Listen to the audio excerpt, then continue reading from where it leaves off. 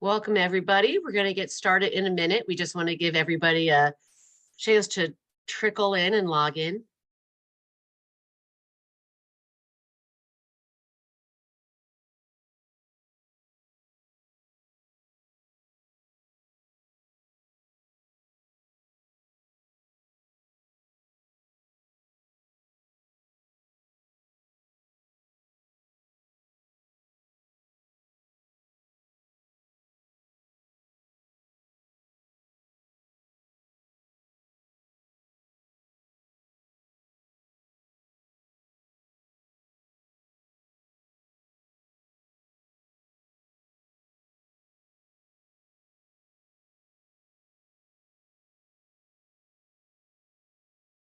Okay, welcome everybody. My name is Kathy Rowe. I'm the Executive Director of New Jersey Advocates for Aging Well, and I want to welcome all of you here today to talk about caregiving. As many of you know, there are over 1 million of us in the state of New Jersey that serve as a caregiver in some capacity or another, and a lot more don't consider themselves a caregiver, even though they do work every day, every week to help support someone who needs help living independently, living on their own, and living their best lives. So we feel it was really important to get into the hands-on and the nitty-gritty of what it means to be a caregiver, how to find supports and how to build skills. And next week, we're going to continue talking about some of the benefits that people in New Jersey can receive when they're a caregiver for a loved one. We know that there's a shortage not only in New Jersey, but throughout the country right now for paid caregivers, which only puts more pressure on the unpaid family and friends who fill this role every day. So we want to welcome you here today. This session is being recorded. If you missed last week's session, that is recorded and is on our website under the events tab. So you can go back and look at that every time. And we want to thank Parker Life for bringing this to us today. Parker Life has been one of our large supporters and also recognize the importance of caregiving and helping people to live well and age well here in New Jersey. So we have a lot to cover, and I'm just going to introduce our speakers today. We have Mary Catherine Lundquist from the Rutgers, she's waving, from Rutgers COPSA program and the Care to Caregivers, and Robin Cohn from the Alzheimer's Association. So Mary Catherine is going to start us off today, and I'm just going to turn it over to you. Go ahead. Thank you, Kathy. Thank you. So glad to be here today and to spend some time with our friends who are providing caregiving here in the state of New Jersey. So as we get started, I'd love to hear from you. We'd all love to hear, how long have you been caring for someone? And maybe even some of our friends who are here have cared for people over many years. Maybe you cared for one family member and then your caregiving for them stopped and then you started to care for someone else. Some of us who are here may be caring for multiple people as well. So we would love to hear from you. How long have you been caring? And even if you want to type in chat, who are you caring for? Is it a sister, a brother, a child? Maybe you're caring for a parent. Maybe you're caring for a spouse. We would love to hear that as well. So take a moment, find your chat button there and type in chat for us. And just make sure you pick, I think everyone, when we go into the chat, does everybody have the capacity to chat there, Kathy? You know what? I'm going to put in a poll so people can respond to the poll. You can put it in the chat or in the Q&A, but I'm going to put up a poll asking how long people have been caregivers. So give me just a second. Good. All right. Very good. Robin is typing in, was a caregiver for aging parents for over 15 years. Thank you, Robin, for sharing that with us. And that may be the case for many of us who are here today, that we have been providing this level of support for quite a few years for people. Oh, they might be going to questions and answers, everybody's responses. I think let's see if we can find them here. Okay, if you can see the poll up on the screen, people can choose. It's filling in right now. Okay. All right. How long have you been a caregiver? Less than 1 year, between 1 and 2 years, or 3 years or more. So thank you, everyone, for taking a moment to fill in our panel there to let us know how long you have been caregiving. And while you're doing that, Kathy, it looks like there might be 8 responses in the question and answer, and I am not seeing the Q&A anywhere. We do. We Oh, here have we go. Okay, now I got it. 4 years, 3 years, 3 years, 9 years. Um, so I mean, I could have put in many, many more numbers in there because we have 2 years. All right, So it looks very like good. in this group, much more than half of our group has been a caregiver for 3 years or more. For a long time, right? And I see one of our friends is mentioning caring for my parents for about 2 years. So that's two people at the same time, right? So everyone, thank you for sharing with us. So we can see that there's quite a variety, right? And many of our friends here today have been providing assistance for a long time. Many of us who are here probably stepped into this position, or maybe even the position of caregiver was kind of came to us by default, right? Maybe we didn't choose it, but we were the one who lived closer to the person who needed support, or we were the one who wasn't working at the time. So we were the ones who were kind of expected to start doing the work. And we start, right? And we never know what the journey is going to be ahead, right? And we have another friend who's sharing 10 months for my husband. So thank you everybody for sharing. So we have quite a variety here. And this also means that we have a lot of wisdom right here in our virtual room here today. Everybody has a lot of experience with this. So thank you everyone for continuing to use question and answer. We're going to forget the chat because that's disabled, and we'll type all of our comments into question and answer. Thank you. If a thought comes up, something pops into your mind related to your experience that you think is important for your fellow caregivers here to know about, please go ahead and use that and type in there as well. So we know that for all of us, as we are providing care, that there are stages of caregiving. Oftentimes, if your loved one has an illness, and I'm just going to say, for instance, Alzheimer's disease, and Robin is going to talk a lot about this, when I am finished going over a few things here with you.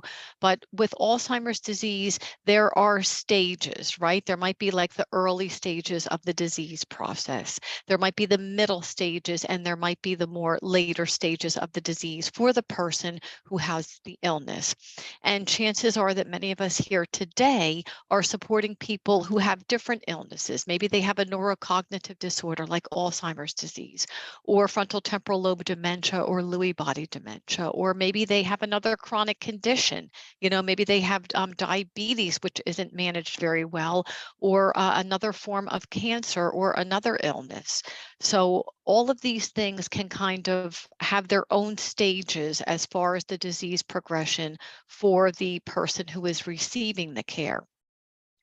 But there are also stages that go along with the caregiving that we are providing as well. So, and stop for a minute and think about your own experience. Maybe at the beginning, you weren't doing a lot for your person who needed support. Maybe you were just checking in once a week or making phone calls. Maybe occasionally you would drive your family member or your loved one to the doctor's appointment. Maybe you would drop off a meal every now and then. So maybe that was kind of a light load.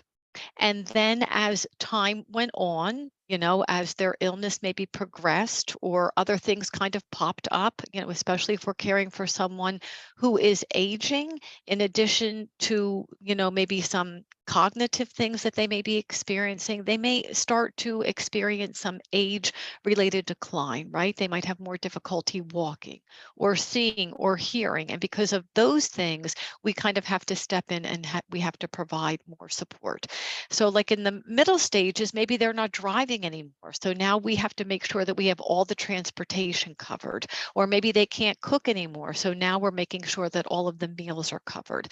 Maybe they cannot be home alone at all anymore. So we're trying to figure out supervision for them and to give them meaningful things to do during the day.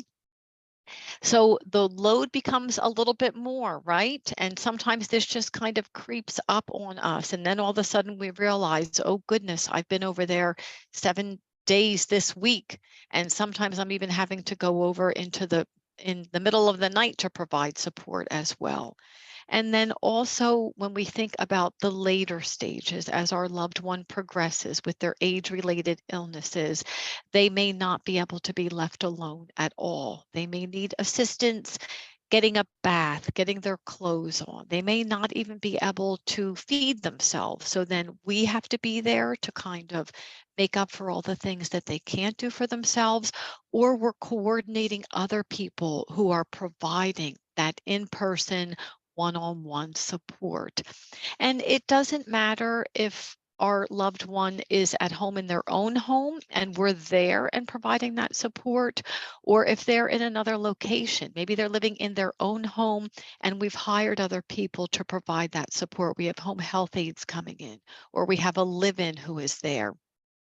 Even if we're not there, and maybe we have some friends who are here today who can attest to this, it still can be a 24-hour job for us supervising the care that is happening. And even maybe some of our friends here today have a loved one who is living in an assisted living or in a nursing home or another long-term care facility. We know how much responsibility that is. So even if we're not the direct people providing that care, overseeing someone else's care can be a very all-encompassing job. And the load can become heavier and heavier as it progresses. You know, it might be physically that we're having to lift someone or support someone. But the other thing that we really all deal with too is emotionally, right? As we start to face decisions, you know, life and death decisions, do we do a feeding tube? What are some things that we want for our loved one, or that our loved one has said that they want for their end of life? Those can be things that we kind of, struggle with as well. So very important as we think about caregiving, that we think about the stages of caregiving for ourselves and how we're doing as we are going through these various stages of caregiving. It's going to be different for everyone. So I always like to remind people, don't compare yourself to other caregivers. You might have a sibling who's providing support with you. You're both supporting a parent, but you may be experiencing it completely differently. That's all right. You know, we all experience caregiving differently. You might have a friend whose parent also has the same illness that your parent has, but they just seem to be managing it in a way differently than you are. That's all right. We really have to go easy on ourselves as we're going about this caregiving.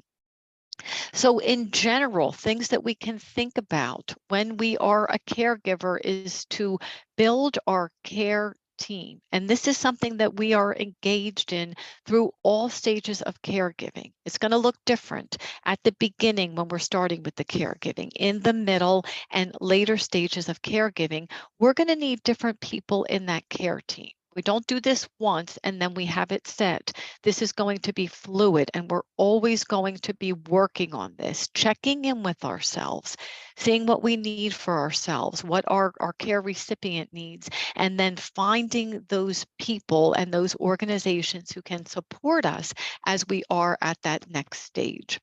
So some things that are important for us to think about are to identify who are the current connections that we do have.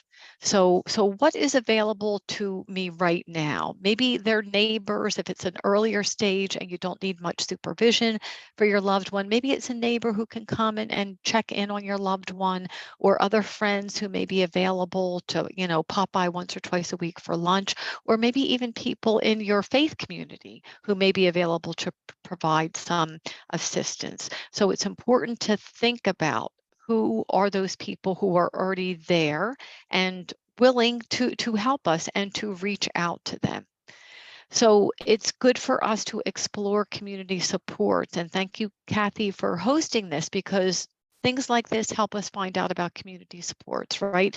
The more we know, we might not need something now, but we find out about it now. We keep that in the back of our head, and we might need that at a later date. So everyone, pat yourself on the back right now for coming here today, because you are finding out about community supports that may help you now and that may help you in the future as well.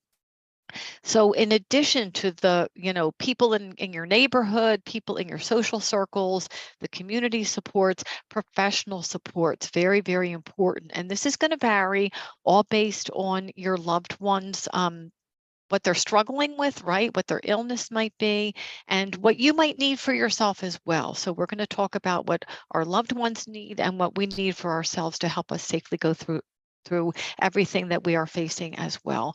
So professional supports could be things like, specialist doctors like neurologists or gastroenterologists, psychiatrists, and other wonderful people like occupational therapists, physical therapist, nutritionist. These are things that oftentimes we kind of forget about, but there are things out there that can support our loved one as they are facing things related to age-related decline. So geriatric care managers, wonderful people who are out there to support us.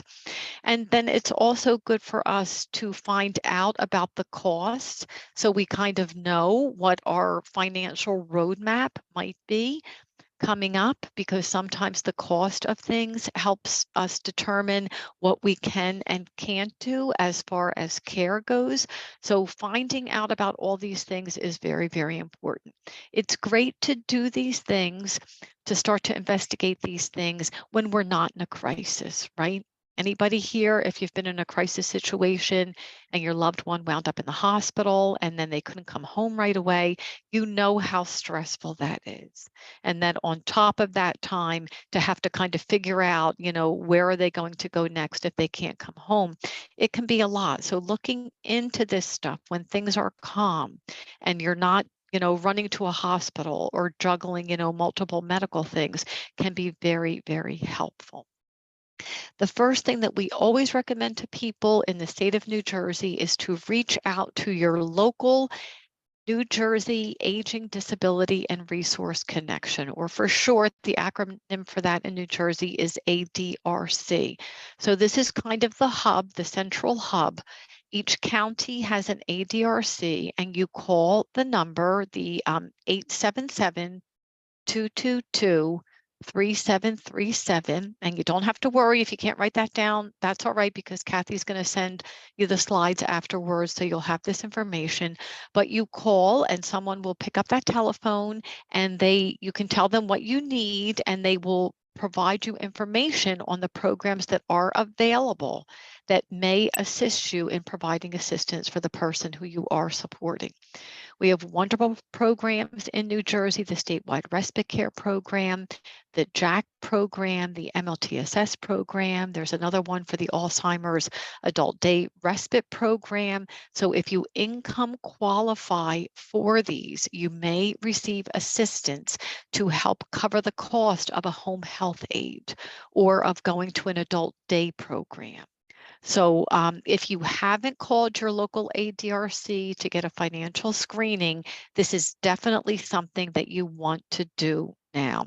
And I'd love to hear from some of our friends who are here. If you want to type in the Q&A for us, have you reached out to your local ADRC, and have you found out information about statewide respite or the JAAC program or MLTSS? If you've had success, or you've had any obstacles with that, let us know about that. So we'd love to hear how everybody is their experience of that. So and while people are typing any comments for us and in our Q&A, so in addition to building our care team, we're thinking about that, right? We have to think about ourselves. Oh, and our friend is sharing, this is the first time I've heard of the ADRC. Okay, that is wonderful. So hey, you were meant to be here today.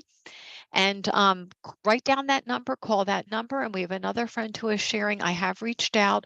Our ADRC in Bergen County is very helpful and knowledgeable. Excellent. Thank you so much for sharing that.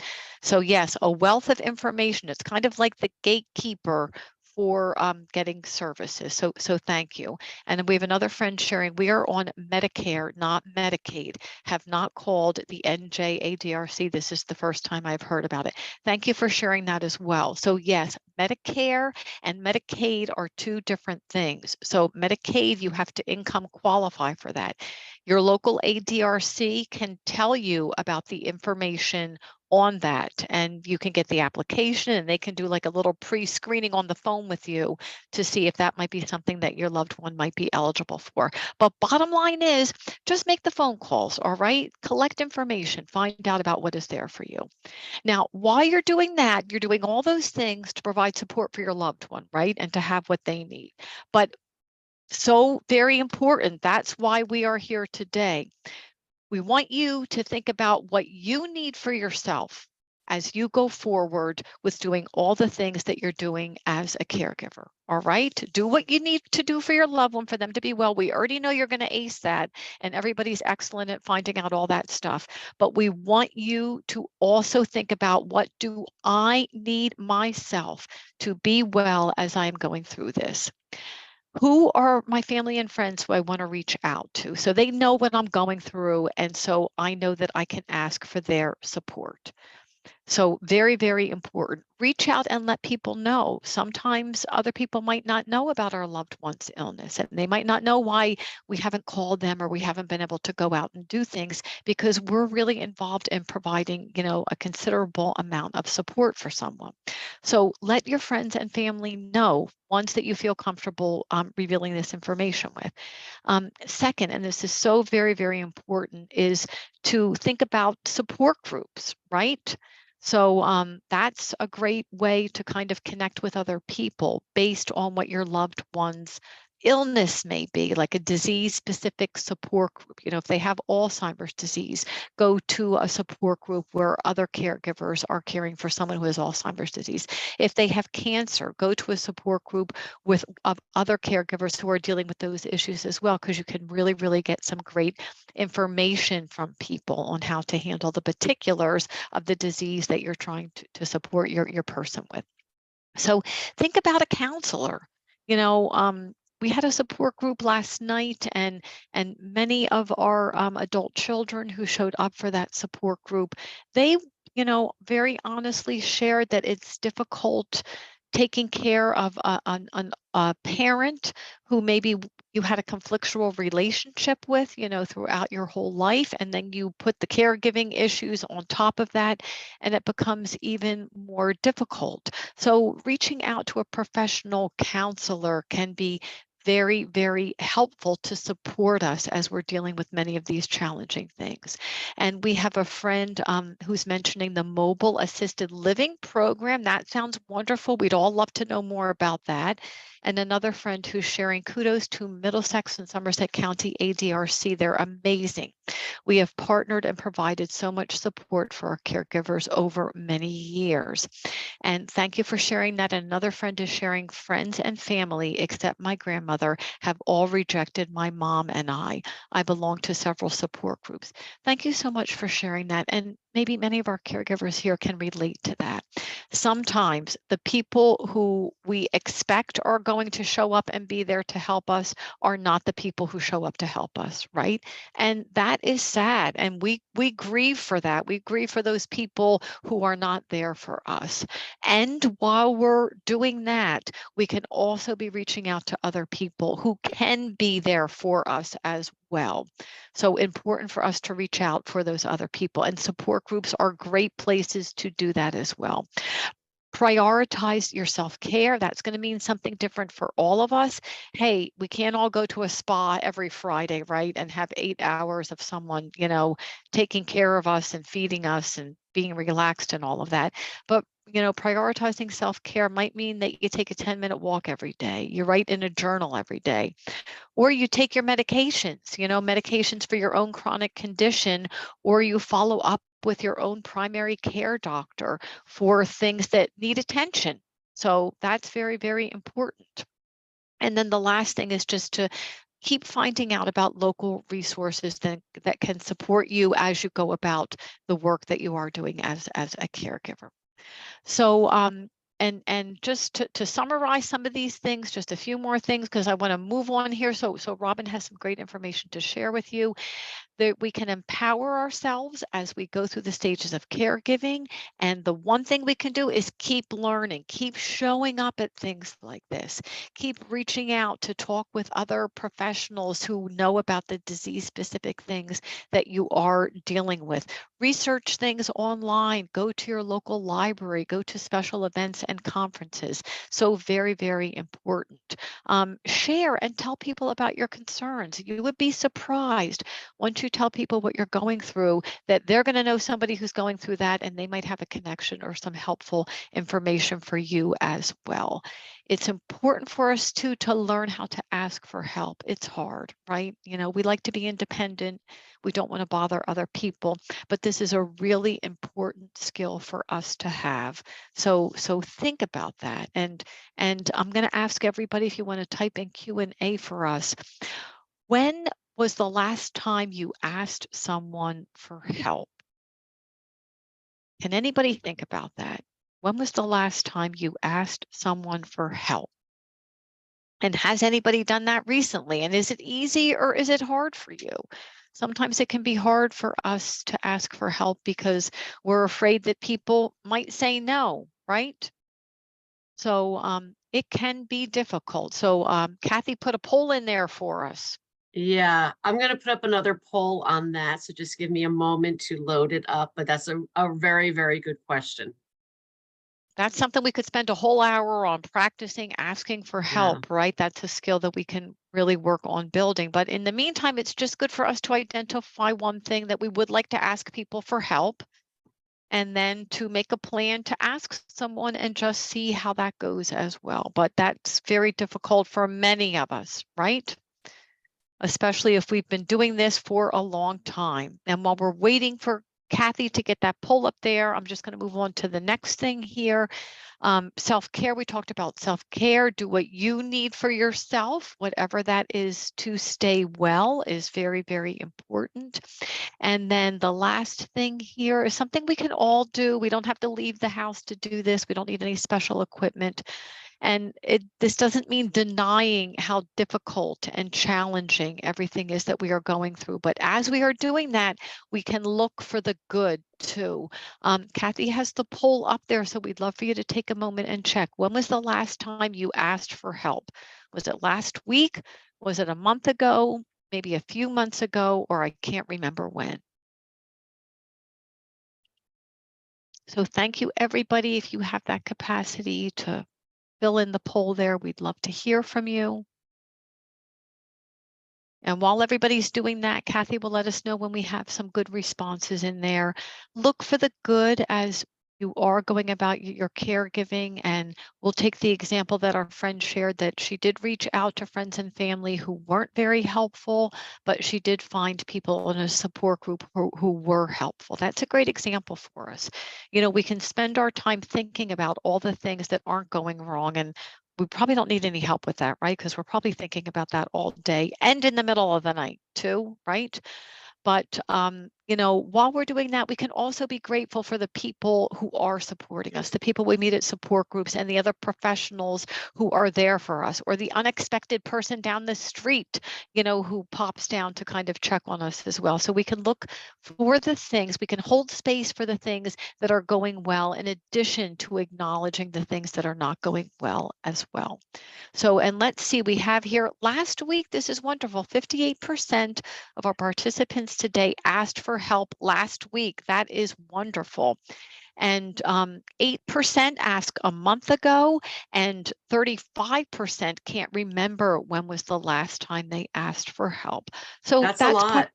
that is a lot. So that's something for us all to think about. You know, who do we want to ask for help, and what do we want what do we want to ask for help with? Again, these are skills that we build as time goes on.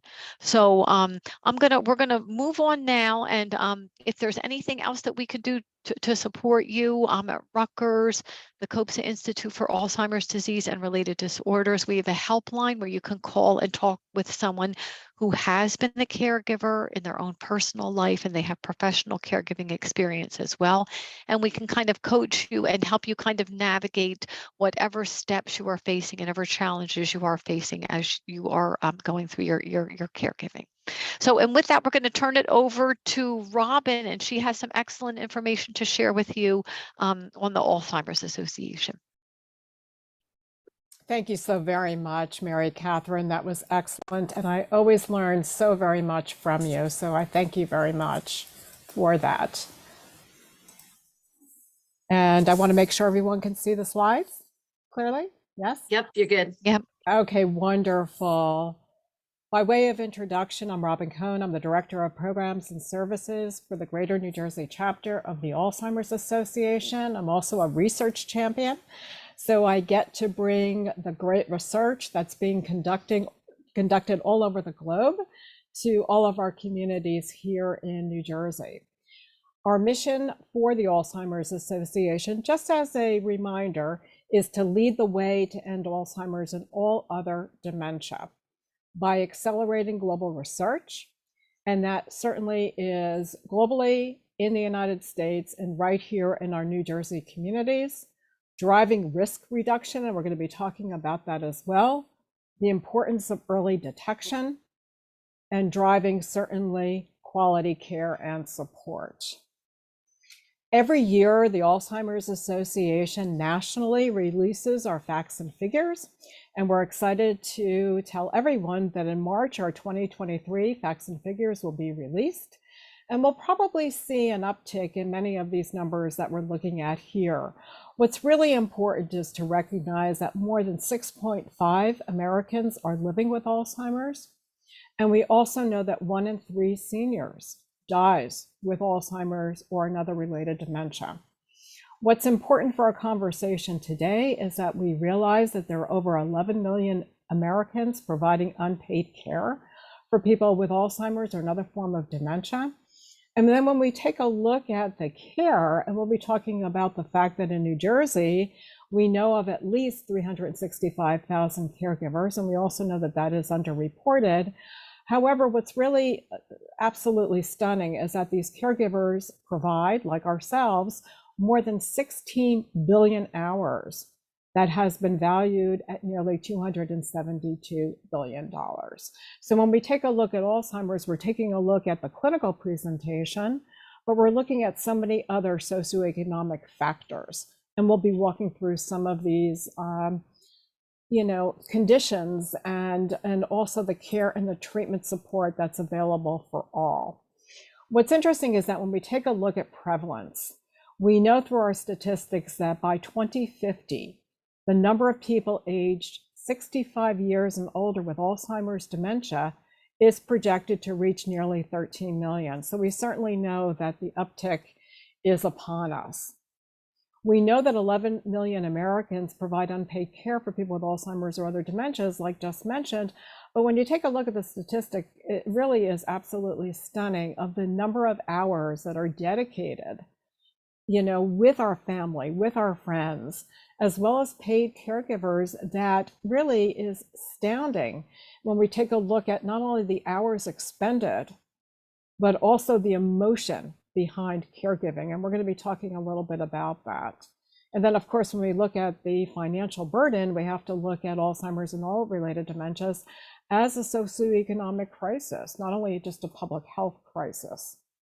When we take a look at caregiving, we know that in 2021, more than 11 million Americans provided that estimated 16.2 at this point billion hours of unpaid care. And when we take a look at it, and I know that I'm repeating some of these stats, but this is really absolutely stunning when you take a look at how much cost that this particular disease state and states are facing, so many of our families right here in New Jersey. So we understand what we're looking at currently, and we want all of our caregivers and our friends here today to really know all the care and support that is provided for our caregivers and our families. So when we talk about who are the Alzheimer's caregivers, we're talking about people like ourselves. We know that 2/3 of caregivers are women. And here we are today, International Women's Day. When we take a look at that particular number, it's really quite a burden on women. And of course, we know that 1/3 are daughters like myself, right? About 1 in 3 caregivers is age 65 years and older. So at a time in their lives when people are making those changes in terms of, what we're going to be doing for the rest of our lives, some of us are really, strapped because of the caregiving that we need to support, for our family, for our friends. But there are solutions and there are, supports that are out there, as Mary Catherine had so brilliantly presented. Over half of primary caregivers take care of their parents, right? And 1/4 of dementia caregivers are sandwich generation caregivers, people like ourselves, taking both, care of not only our aging parents, but also our own families, our spouses, our children. And I was in that particular, sandwich generation period of time, and it is quite, a balancing act, right? 41% of caregivers have a household income of $50,000 or less. So that socioeconomic burden is tremendous. And then when we take a look at this particular statistic, 66% live with the care recipient in the community. So when we take a look at our caregiver community, we also know the high emotional and physical stressors that we're all facing. We know that nearly 6 in 10, 59% of family caregivers are people living with Alzheimer's or another form of dementia, that they rate their emotional stress of caregiving as high or very high. And the stressors that could have, in terms of, their own health care. 74% of caregivers reported they were somewhat concerned to really concerned about maintaining their own health, because we know that there are so many caregivers who pass before their loved ones do because of those stressors. Well, it's probably a little bit more than that, but I would say over 30%, are showing depressive symptoms while caring for a spouse. So with that particular statistic, we're working with communities to have different types of caregiver support services and groups and programs that are for adult children as well as for spouses. And other types of programs that are designed for our communities. 59% of caregivers felt that they were on duty 24 hours a day, 7 days a week, and we know how difficult that may be. And we also know that 72% of family caregivers experienced relief when the person with Alzheimer's or another dementia that, has passed on. So we know that this is a physical stressor as well as emotional stressor, but there are supports that are in place in community that are free. And we want all of our friends here today to know this. We also wanted to talk with you about the progression of Alzheimer's because we know it's slow and it's burdensome. People age 65 plus survive an average of 4 to 8 years after a diagnosis, yet some live as long as 15 to 20 years following that initial diagnosis. And we also know that people, take a little bit longer to be diagnosed. So we're going to talk a little bit more about that. Individuals who live from age 70 to age 80 with Alzheimer's dementia will spend an average of 40% of their time in dementia's most severest of stages. The long duration of this disease, this journey that we talk about so often, really contributes significantly to the public health impact of Alzheimer's, not just nationally, but right here in our state of New Jersey. So we understand the burdensome, properties that we all are facing. And what's interesting is that, Mary Catherine just talked about the importance of education. Education is empowerment, and it certainly provides opportunity for us to be able to learn, to be informed, to be able to garner more knowledge. And really that's all, important for further decision making. So as a reminder, we would just wanted to tell our friends here today that dementia is a syndrome. So we talk about dementia as an umbrella term that's used to describe a range of symptoms and syndromes that are associated with cognitive decline and impairment. And it can include not only cognition, but behavioral manifestations, as well as psychological and psychosocial symptoms. And this is, of course, all due to the biological changes, the underlying pathophysiology that takes place in the brain. We know that Alzheimer's accounts for about 60 to 80% of all presenting cases, and it's the most common cause of a dementia-related disorder. Mixed dementia is very prevalent as well, so someone could have mixed, dementia signs and symptoms and diagnoses. And some causes of cognitive decline, which is important for our friends to know here today, are reversible and truly not dementia. And that's what we strive for when we speak to communities and certainly community members, by saying that it's so important to see a primary care provider for the presentation of signs and symptoms that you're experiencing, because it could be something else. And, our fear of learning that it could be a form of dementia or Alzheimer's disease should not preclude us from going to that primary care practice and talking more about, what we're experiencing. Vascular dementia accounts for about 10 to 40%. Dementia with Lewy bodies is about 10 to 25%. And frontotemporal lobar degeneration is about less than 10%.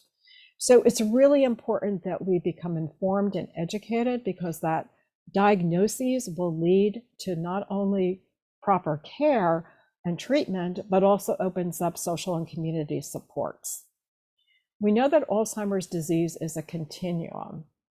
And when we talk about the research that's being conducted here in the United States, and of course all over the globe, we're starting to look earlier. We're looking at that asymptomatic period of time where no cognitive symptoms present, but there are possible biological changes that are occurring in the brain, and sometimes almost 20 years before symptoms appear.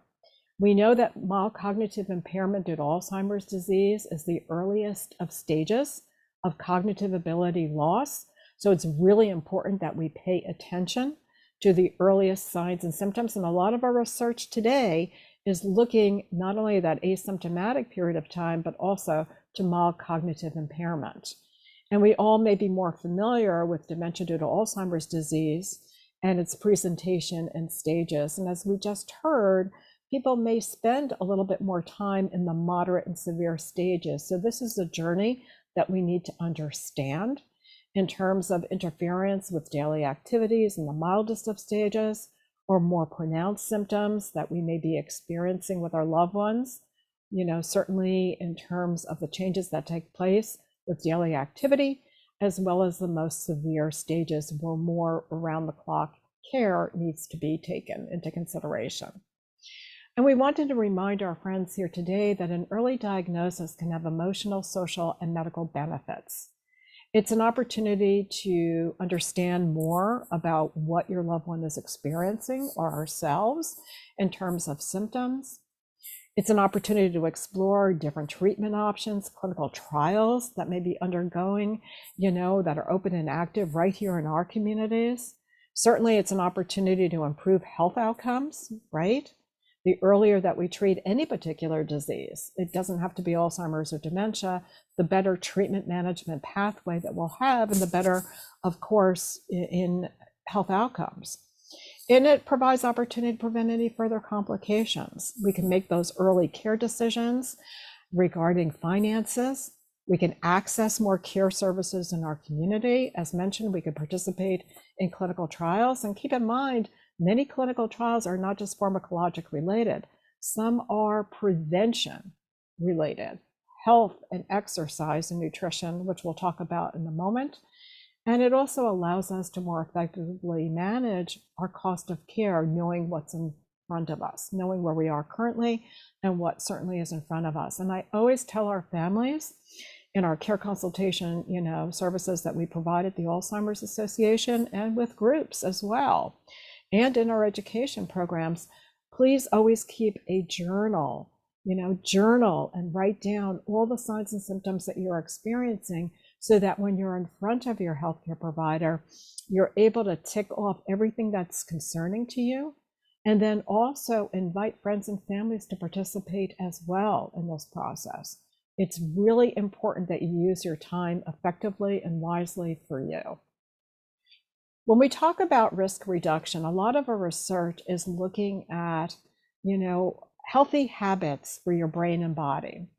We do know today that our statistics are showing that up to 40% of dementia cases could be prevented or even delayed by targeting modifiable risk factors. So these are risk factors that all of us can get in front of. And as Mary Catherine mentioned, self-care, it's really important that we look at this, certainly for ourselves as well as for our care, partners, as well as in our research, because the research that's being conducted, it is suggesting that combining multiple healthy factors may be the most impactful for preventing or allaying the early onset of a form of dementia and or Alzheimer's disease. So we talked to our families about what we could do. We can certainly remain physically active, whatever that may be for you. Keep a journal of how active you are now, and then take a look at different opportunities for you to increase that level of physical activity. Maintaining a healthier diet. We've talked in the past about the MIND diet, the DASH diet, the Mediterranean diet. There are so many different ways in which we could follow, having a healthier diet. And that really does feed our brain. And we need to keep those neurons generating, right? As well as cognitive and social stimulation. Very important to do puzzling, to read books, to learn something new every day, and to certainly be as stimulated as possible with social supports. As Mary Catherine just, mentioned, and our poll is suggesting, ask for, help, and at the same time, engage together in social and cognitive activities. The Alzheimer's Association offers free online and in-person education programs for people living with the disease and their caregivers. So all of our friends here today should access alz.org/education. And the Alzheimer's Association, being national in scope, you may go online to see many programs that are being presented today virtually all over the United States. And we could certainly engage, and learn from many of our, educators as well as our community members about, the disease state process. We have many programs that talk about Alzheimer's and dementia, the 10 warning signs, but we also have series for caregivers living with Alzheimer's. So I encourage everyone to go online to alz.org/education and listen to our free online programs or participate in our live programming. ALS Connected, which is powered by the Alzheimer's Association, is a free online community for everyone affected by Alzheimer's or other dementias. A lot of times people can't get to support groups, but they want to talk and converse and communicate with people that are currently living with the disease, perhaps people with early onset or caregivers, and be able to access different pieces of information, different strategies that are being used by different caregiver communities across the United States. So this is a white message board. It's an opportunity, to be able to go online, share, find out information, ask your questions 24/7. Trial Match that I mentioned a little bit ago is a free, easy to use clinical studies matching service for people living with dementia, for caregivers, and also for healthy volunteers without dementia. That site is alz.org/trialmatch, and it's an opportunity to create a confidential profile. And then, many different clinical trials that are open and active, right in our metropolitan area will be provided to you. And it's a conversation starter for you to have with your healthcare provider, as well as your family members, to see if any particular clinical trial might be beneficial for you. And we're always looking for volunteers to participate, because we know that we have to have a diverse set of cohorts that represent all populations. Right now, we don't have a cure for Alzheimer's disease, but certainly there's a lot of activity going on in the research community. And again, we're looking at health and nutrition, prevention trials, as well as pharmacologic trials. So we invite everyone to learn more about alz.org/trialmatch.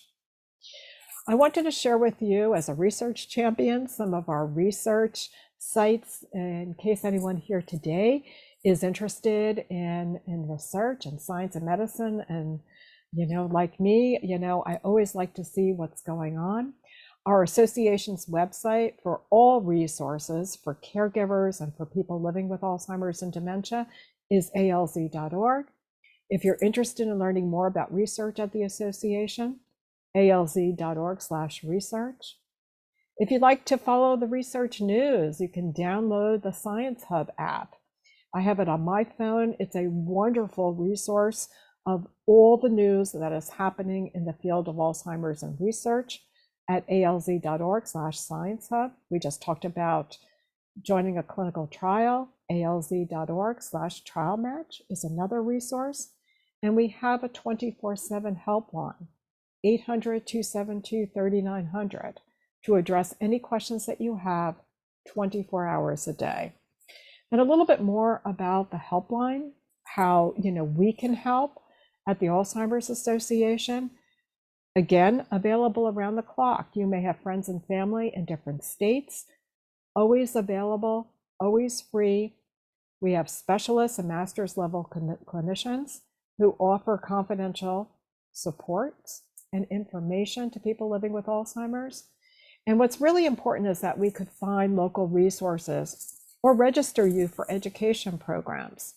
We speak in over 200 languages, and we know how very important it is to be able to communicate with families, not only in the language that's spoken in the home, but also in a narrative that people can understand, right? So all of our programs and brochures and information that we impart is all specific to the community that we're speaking of.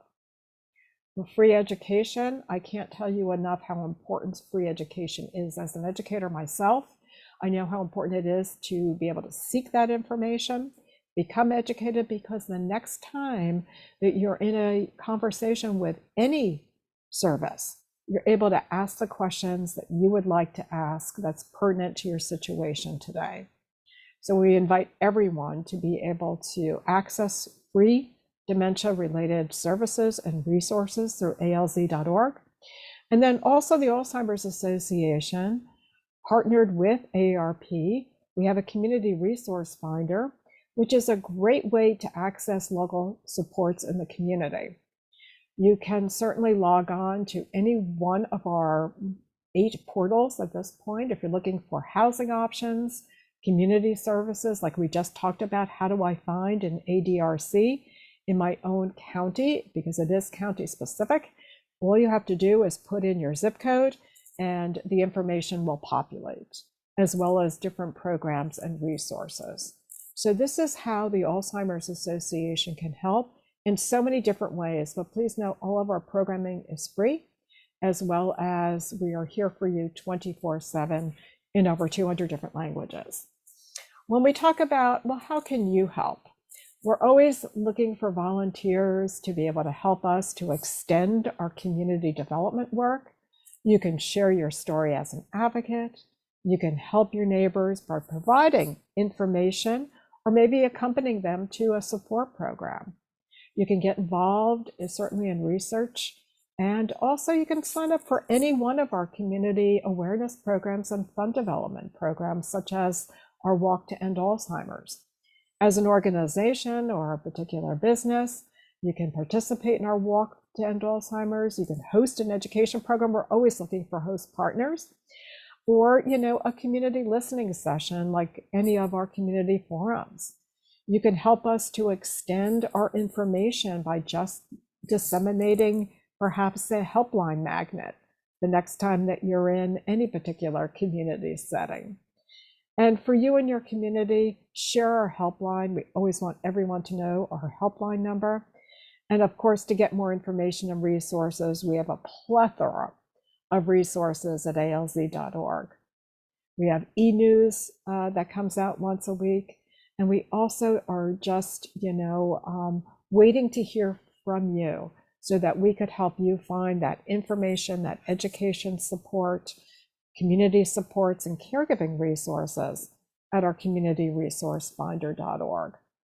And, just as a reminder, our vision is a world without Alzheimer's and all other dementia. So, what's really important to us is that we help our families every single day in every single chapter. We have over 82 chapters across the country, and we want everyone to know that we're dedicated to science and that we're dedicated to people living with disease, such as Alzheimer's and all other dementia. And of course, our 800 number is 800-272-3900, accessible throughout the country. And, certainly we understand that people living with Alzheimer's may also be living with diabetes, cardiovascular disease, and cancers. So the program here today is to help you as a caregiver, but also to, make sure that you do practice some of these strategies that we're sharing today. Thank you so very much. And welcome any questions that you have. Thank you, Robin, and thank you, Mary Catherine. You have covered a lot, and we really appreciate it. And we will be sending the recording to the participants today, or people who registered, as well as your slides. I'll also have them available on our website. And I'm sorry, I don't know what was happening with the chat and why I was disabled, but if you have any other questions, please put them in the Q&A and we will read them aloud and answer. But I saw in the Q&A, Mary Catherine, you typed in an answer. I don't know if everybody could see that. Somebody asked about how and where to have cognitive testing done. Who does that? I think I shared in there, and you can always see a geriatrician, and that's a doctor who specializes in providing primary care for people who are older. Mhm. So a geriatric psychiatrist is another excellent person to consult with, or a neurologist. Those are good doctors to see you. It's always good to start with your primary care doctor, because it's important to get blood workup done, because sometimes there are some things that a person might be experiencing physically, like their vitamin B12 might be off, or they might have low vitamin D, right? That's common for lots of people. There might be other metabolic things that are going on that are impacting cognition, or a person might be suffering from depression. And sometimes depression, people think it's dementia, but it's not dementia, it's depression. So you can start with your primary care doctor, but then it's always good to go see another specialist after that. There are also memory centers around the state, and there's, in all different parts of the state.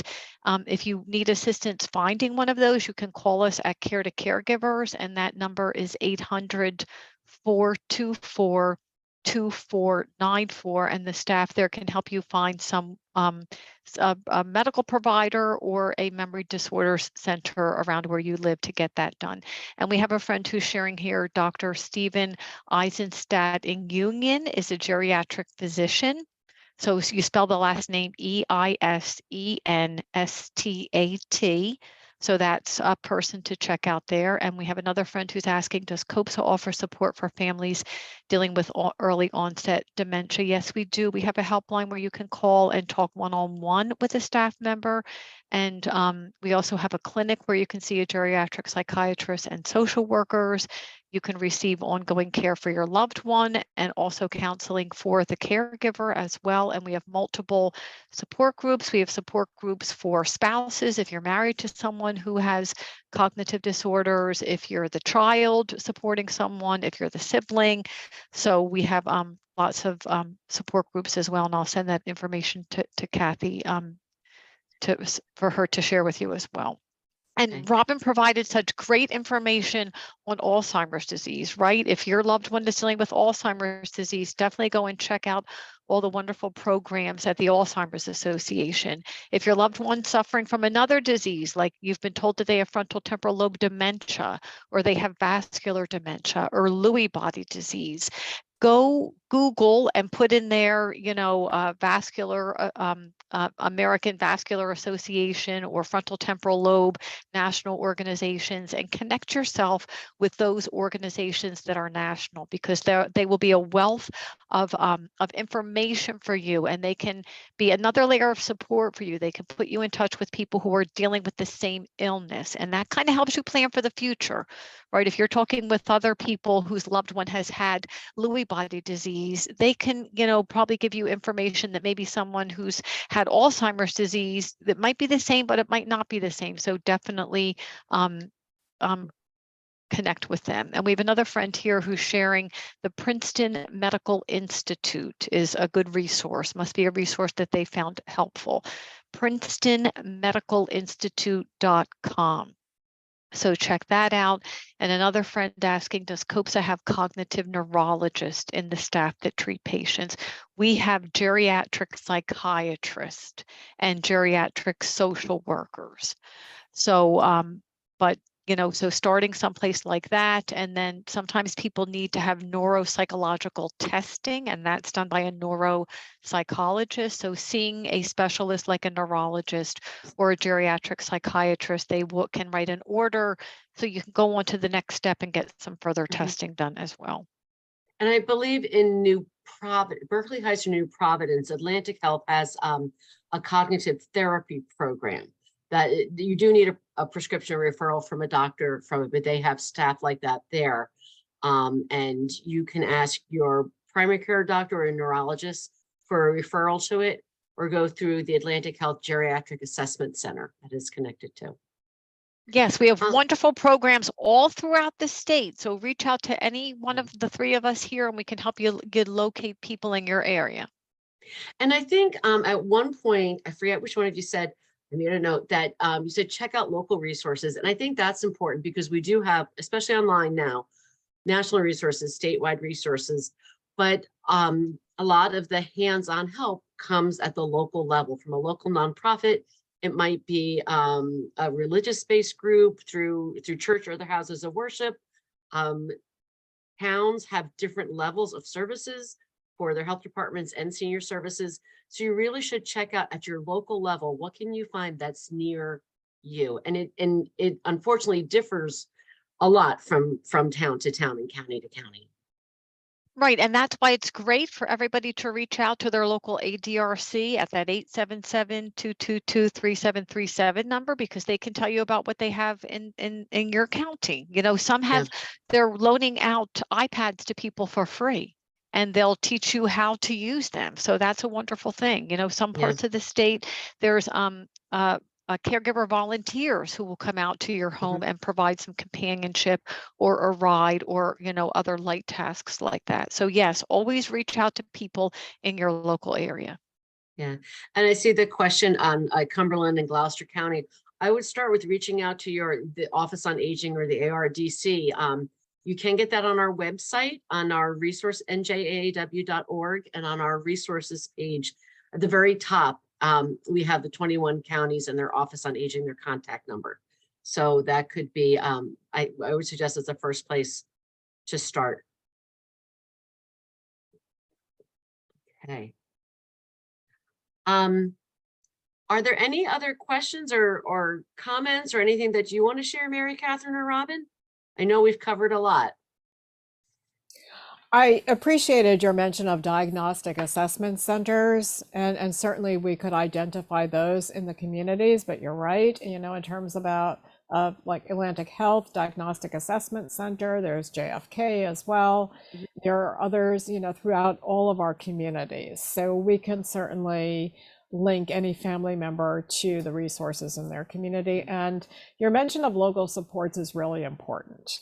Your faith-based organizations, right? Your volunteer groups, as well as, certainly your local area Office on Aging, as well as all community supports. And it's really important that we recognize that the community services that our own township provides and our own nearby communities provide can be really beneficial for families.